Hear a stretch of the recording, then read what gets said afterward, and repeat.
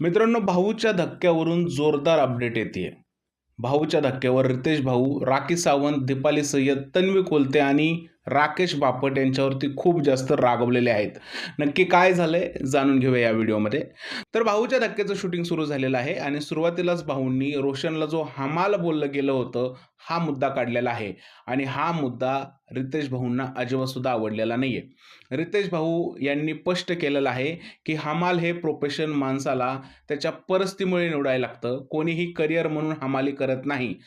त्यामुळे एखाद्या कंटेस्टंटला त्याचं स्वतःचं नाव असताना तुम्ही त्याच्या प्रोफेशनबद्दल त्याला चिडवू शकत नाही किंवा त्या संदर्भात त्याचं नावही घेऊ शकत नाही आणि हे चुकीचं आहे. त्यांनी दीपाली सय्यद असेल किंवा राकेश बापट असेल या लोकांना सुद्धा झापलेलं आहे.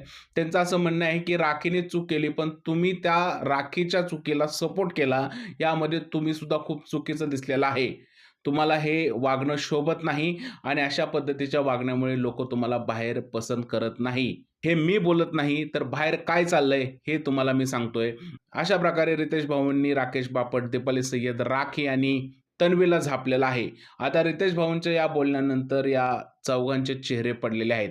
तुम्हाला काय वाटतं, रितेश भाऊंचं हे झापणं चूक होतं की बरोबर होतं? कमेंटमध्ये नक्की सांगा आणि अजून भाऊच्या धक्क्यावरच्या काही अपडेट आल्या तर नक्कीच तुम्हाला देईन. तूर्तास इथेच थांबूया. जय हिंद, जय महाराष्ट्र आणि भारत माता की जय.